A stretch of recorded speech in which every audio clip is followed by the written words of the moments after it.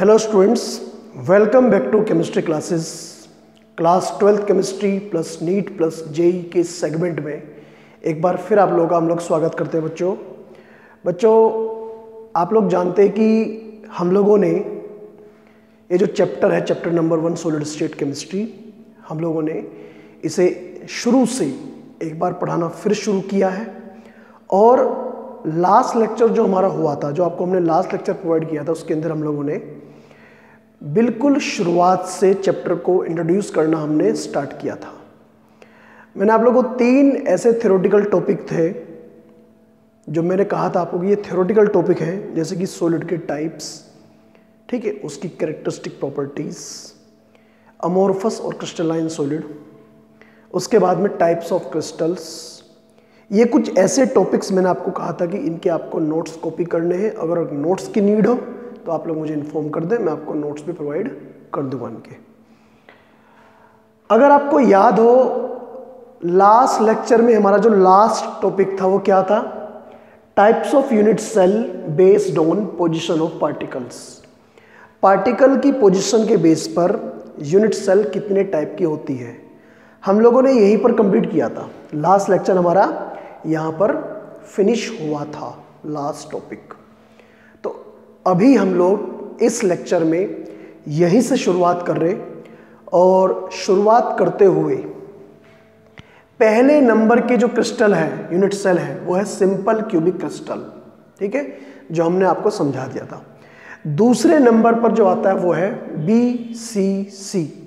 तो आप लोग क्या करेंगे, हेडिंग लिख लेंगे, सेकंड नंबर की यूनिट सेल नाम है BCC। BCC हमें यहां पर पढ़ना है, BCC।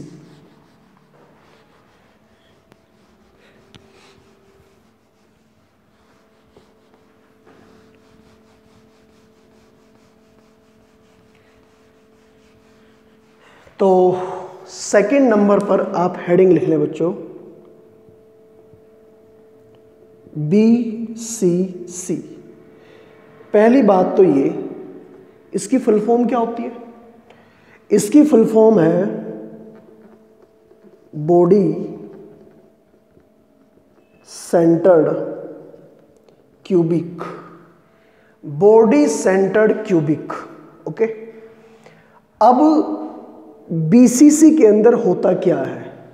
सिंपल क्यूबिक तो उसे बोलते हैं जिसमें एटम केवल और केवल कहां प्रेजेंट हो? केवल और केवल कॉर्नर पर। लेकिन BCC में क्या होता है?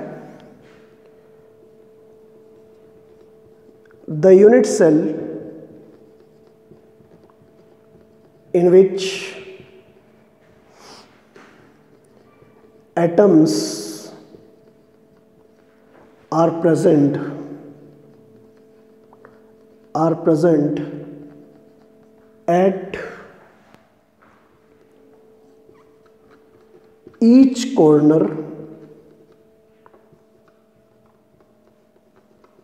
as well as each face। ये गलत हो गया यहां पर, each corner as well as centre of the cube. एक तो कहां प्रेजेंट है?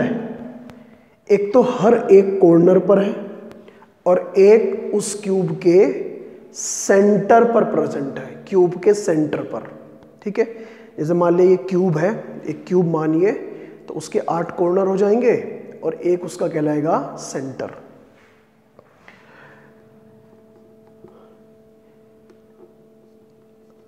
The total number of atoms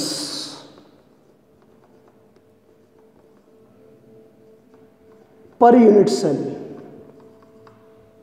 हमने कहा इसे मान लीजिए Z।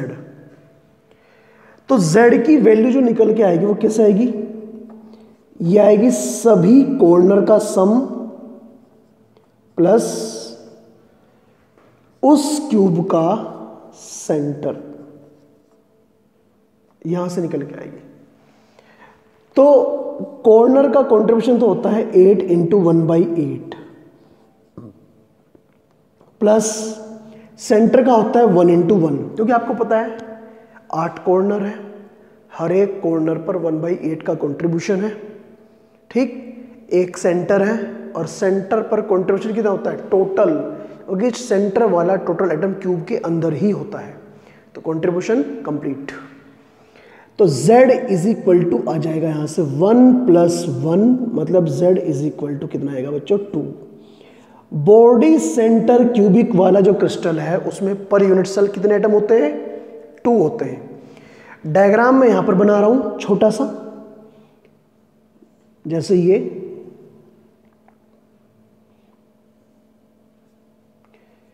तो इसमें ये कॉर्नर,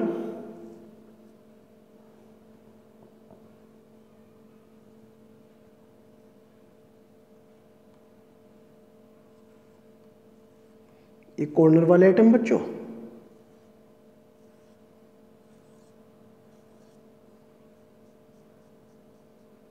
ओके। ये तो है कॉर्नर, 8 कॉर्नर है, और एटम कॉर्नर के साथ साथ कहां रहेगा यहां पर, ये है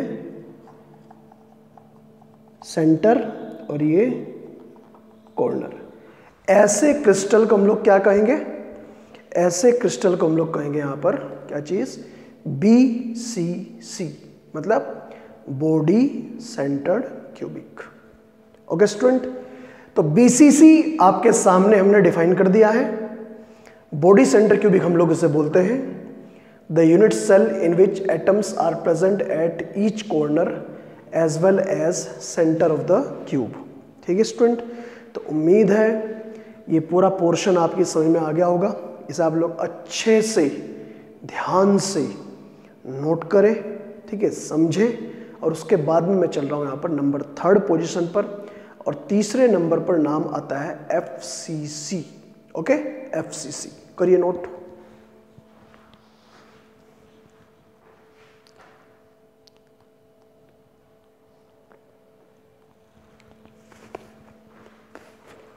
चलिए स्टूडेंट, हम लोग बात करते हैं FCC की। हमारा जो 3rd यूनिट सेल है, तीसरे नंबर की जो यूनिट सेल है उसका नाम है FCC, face centred cubic.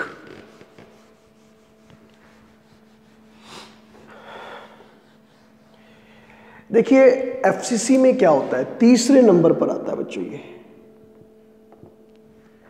FCC।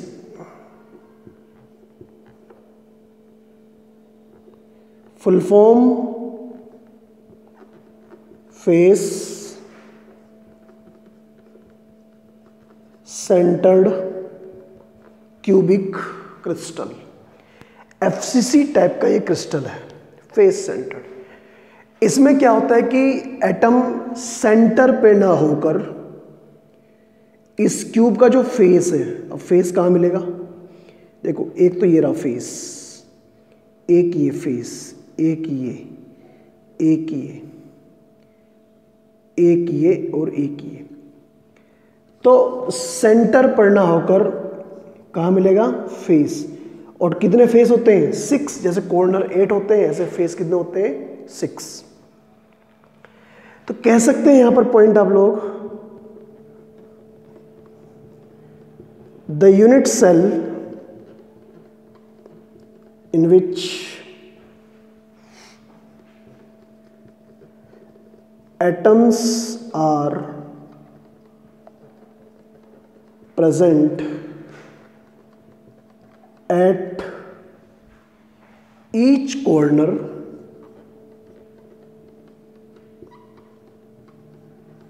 as well as each face। जहां पर एटम हर एक कॉर्नर पर है और साथ साथ हर एक सरफेस पर भी है। Each corner as well as each face, ठीक है, हर एक कॉर्नर पर और हर एक फेस पर। तो अगर मैं आपसे कहूं टोटल नंबर ऑफ एटम्स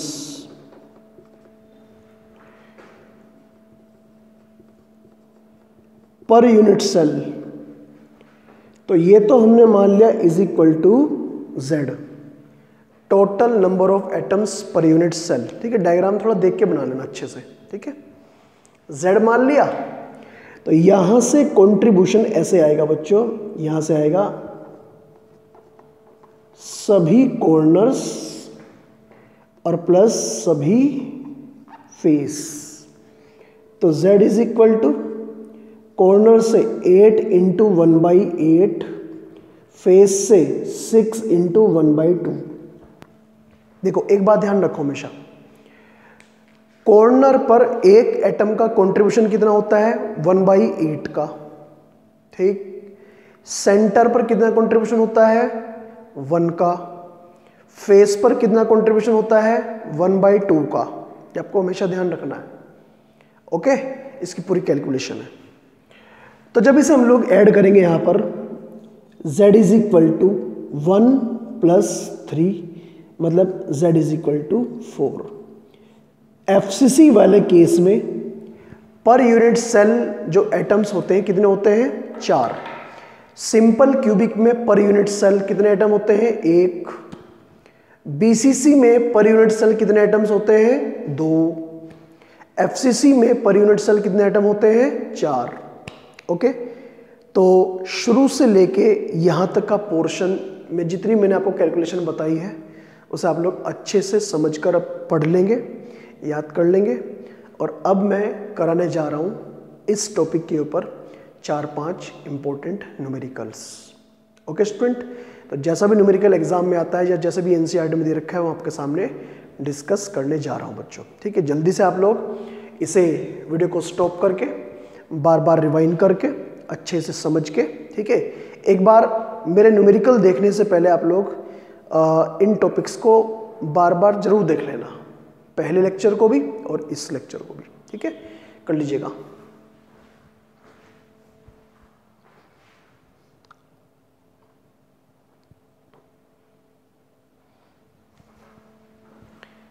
चलिए अब बारी न्यूमेरिकल की है बच्चों। मैं आपके सामने न्यूमेरिकल डिस्कस करने जा रहा हूं। ठीक है, ये हमारा पोर्शन यहां तक का पूरा हो चुका है।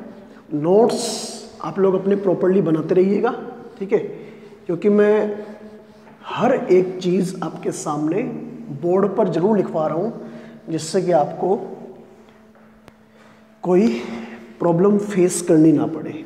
ठीक है, इसलिए आप लोग अपना जो नोट्स वाला काम है उसमें किसी भी तरह की लापरवाही ना बरते, क्योंकि नोट्स तो आपने ही बनाने हैं। ठीक है, तो मैं न्यूमेरिकल की बात कर रहा हूं यहां पर, और सबसे पहला न्यूमेरिकल है बच्चों, फर्स्ट न्यूमेरिकल। देखो एक क्यूबिक क्रिस्टल है। मैं यहां पर बोर्ड पर क्वेश्चन की पूरी लैंग्वेज नहीं लिखवा रहा हूं, क्योंकि वो तो आपको कहीं ना कहीं से मिल जाएगा। मैं आपको कोई क्वेश्चन पेपर दूंगा या फिर कुछ क्वेश्चंस आपको प्रोवाइड करूंगा, वहां से मिल जाएगा। मैं तो आपको बस कॉन्सेप्ट समझाना चाह रहा हूं कि क्वेश्चन कैसा आएगा। एक क्यूबिक क्रिस्टल है और उस क्यूबिक क्रिस्टल के अंदर 2 एलिमेंट हैं।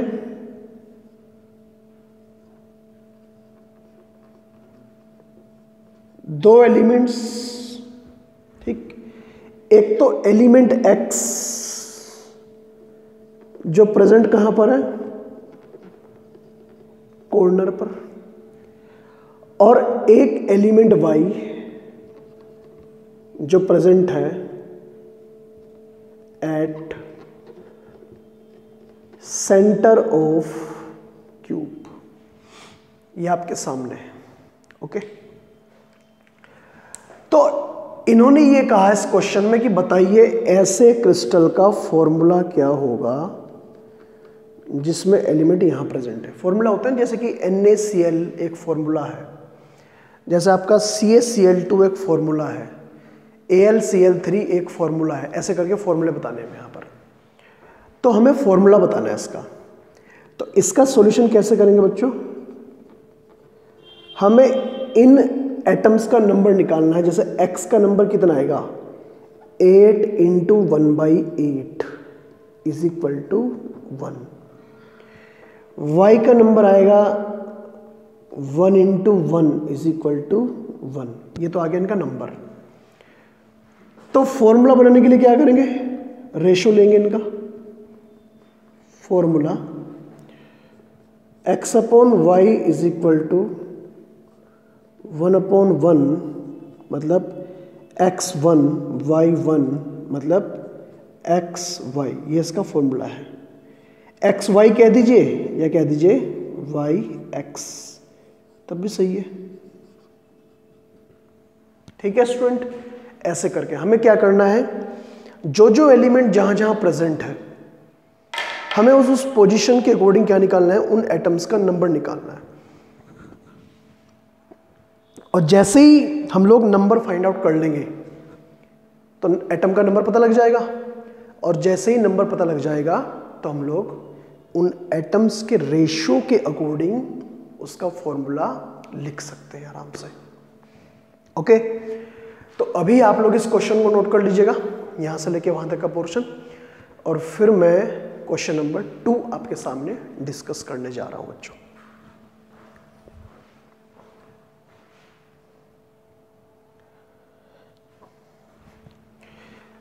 क्वेश्चन नंबर 2, सेकंड क्वेश्चन है।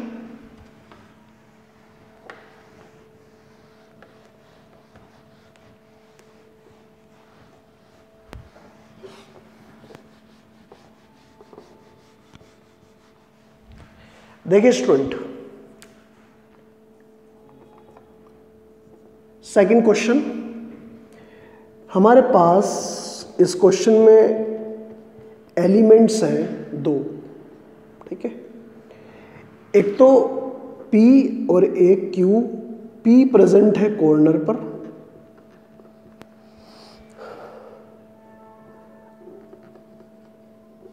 और Q प्रेजेंट है सभी फेस पर। बताना है फॉर्मूला। ठीक है, तो इसलिए जब सोल्व करेंगे हम लोग इसे, P is equal to 8 into 1/8 is equal to 1, और ऐसे ही Q is equal to 6 into 1/2 is equal to 3। Ratio ले लीजिएगा आप फॉर्मूले के अकॉर्डिंग।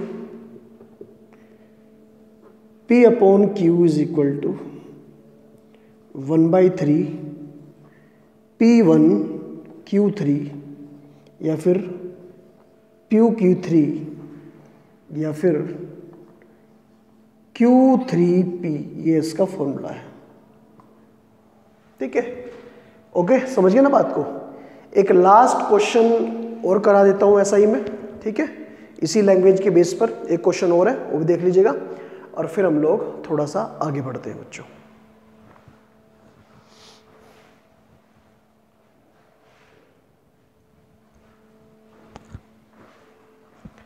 चलिए एक और क्वेश्चन आपके सामने डिस्कस करना है बच्चों।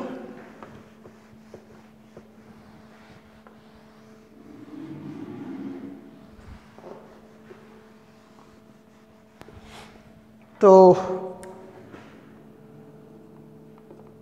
क्वेश्चन नंबर 3 है। हमारे पास यहां पर 2 एलिमेंट्स हैं, एक तो एलिमेंट A और एक एलिमेंट B। ये प्रेजेंट है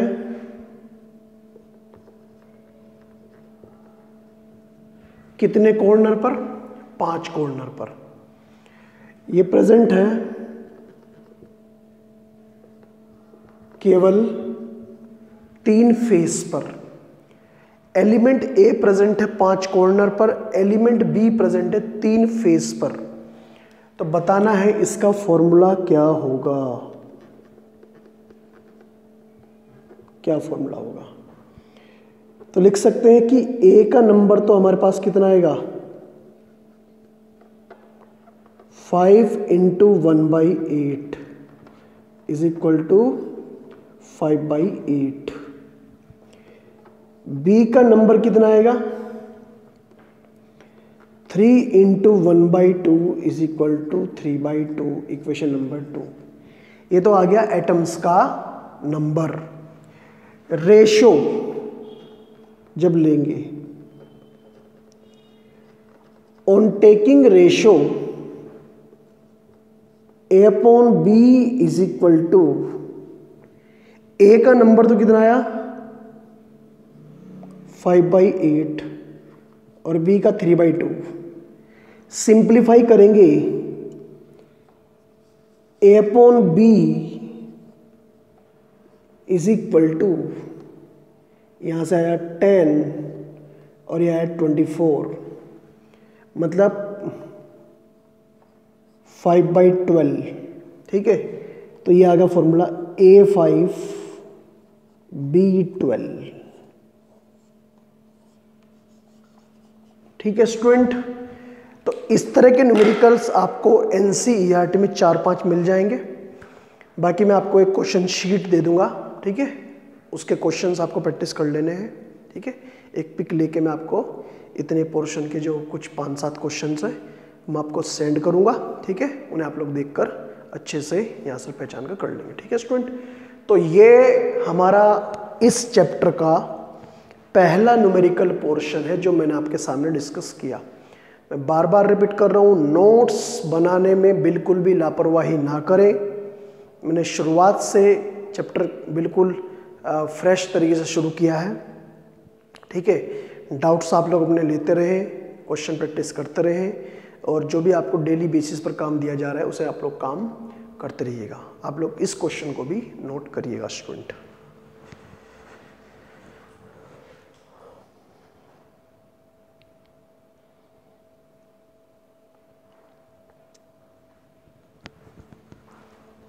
ओके स्टूडेंट, अब हम लोग आते हैं हमारा नेक्स्ट टॉपिक। नेक्स्ट टॉपिक क्या है?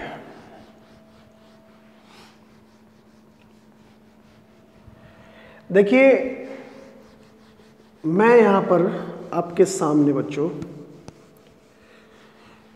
अभी जो डिस्कस करने जा रहा हूं वो एक और न्यूमेरिकल पोर्शन है, मतलब एक मैथमेटिकल पोर्शन है। और जो टॉपिक है वो क्या है? आई थिंक हेडिंग नंबर 7 है वो, और ये है relation between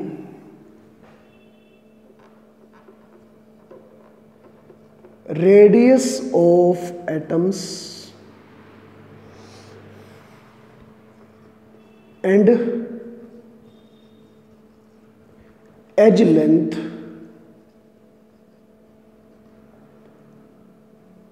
radius of atom and edge length radius of atom and edge length of cube। ठीक है, जो हमारे 3 टाइप के क्रिस्टल्स होते हैं, जिनमें से एक का नाम तो है सिंपल क्यूबिक क्रिस्टल, एक का नाम है बॉडी सेंटर क्यूबिक क्रिस्टल, और एक का नाम है फेस सेंटर्ड क्यूबिक क्रिस्टल। ये जो 3 टाइप के क्रिस्टल मैंने आपके सामने यहां पर लिखे, इसमें एक रिलेशन बनता है R is equal to A/2। यहां पर बनता है R is equal to √3/4 into A, और यहां बनता है R is equal to A/2√2। ठीक है स्टूडेंट, ये 3 फॉर्मूले हैं। ठीक है, तीनों टाइप के क्रिस्टल के 3 अलग अलग फॉर्मूले, और हमें इनका पढ़ना है डेरिवेशन। हमें इन तीनों का पढ़ना है डेरिवेशन, ये हमारा टॉपिक है आगे का। ठीक है, 1 बाय 1 हमें यहाँ पर पढ़ना है। सबसे पहले इसे, फिर इसे, फिर इसे, ऐसे करके 1 बाय 1 हमें यहाँ पर इसे पढ़ना है बच्चों। ठीक है स्टूडेंट, तो चलिए हम लोग करते हैं शुरुआत। सबसे पहले सिंपल क्यूबिक की बात करते हैं। ठीक है, तो आप लोग सबसे पहले तो इसे एक बार देख लीजिएगा, क्योंकि ड्राइव तो हमें करना ही करना है। तो इन तीनों फॉर्मूलों के ऊपर इंपॉर्टेंट क्वेश्चंस बोर्ड में भी, नीट में भी, जेई में भी आते ही आते हैं। बल्कि इवन इसी बार 2020 में इनमें से एक फॉर्मूले के ऊपर बिल्कुल स्ट्रेट फॉरवर्ड क्वेश्चन आया है एक। तो सबसे पहले मैं यहां पर लेके चल रहा हूं नंबर 1, सिंपल क्यूबिक क्रिस्टल। देखो सिंपल क्यूबिक क्रिस्टल किसे बोलते हैं?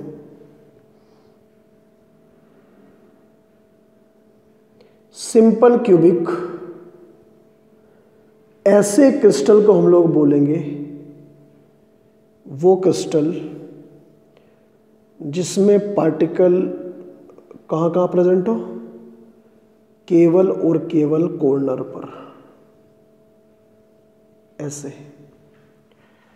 तो अगर मैं, अच्छा इसे क्या बोलते हैं? इसकी एज, ये भी एज,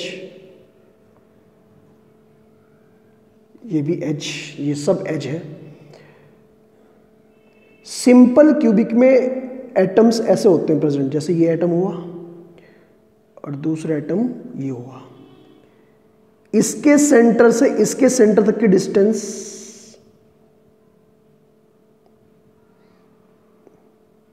ये, यहां से लेके यहां तक, ये भी आर और ये भी आर। और इसी चीज को हम लोग क्या बोलते हैं? एज। ध्यान ये रखना है आपको, जो मेन बात याद रखनी है, in simple cubic crystal bond length, bond length का मतलब होता है ये, bond length is equal to D. और अगर मैं एज लेंथ की बात करूं, इज इक्वल टू ए। ठीक, ये ध्यान रखना है हमेशा कि in simple cubic crystal bond length is equal to edge length. Bond length is equal to edge length मतलब D is equal to a, मतलब 2R इज इक्वल टू ए। क्योंकि बॉन्ड लेंथ, इसी चीज को हम लोग क्या बोल रहे हैं यहां पर? D भी तो बोलना है। D इज इक्वल टू क्या होता है? 2R। तो ये हो जाएगा R is equal to A by 2। Simple cubic crystal जो होते हैं उनमें बॉन्ड लेंथ जो होती है वही क्यूब की साइड के इक्वल होती है। बॉन्ड लेंथ और क्यूब की साइड एक ही बात है। ठीक है स्टूडेंट, तो इसलिए सिंपल क्यूबिक के लिए bond length is equal to D, edge length is equal to A. तो in simple cubic bond length is equal to edge length, D is equal to A, D का मतलब 2R is equal to A, R equal to A by 2। Simple cubic का एक simple सा formula हमने आपके सामने क्या कर दिया? ड्राइव कर दिया है। ठीक है स्टूडेंट, तो जल्दी से आप लोग इसे नोट करिएगा वीडियो को स्टॉप करके, और फिर हम लोग बढ़ते हैं आगे।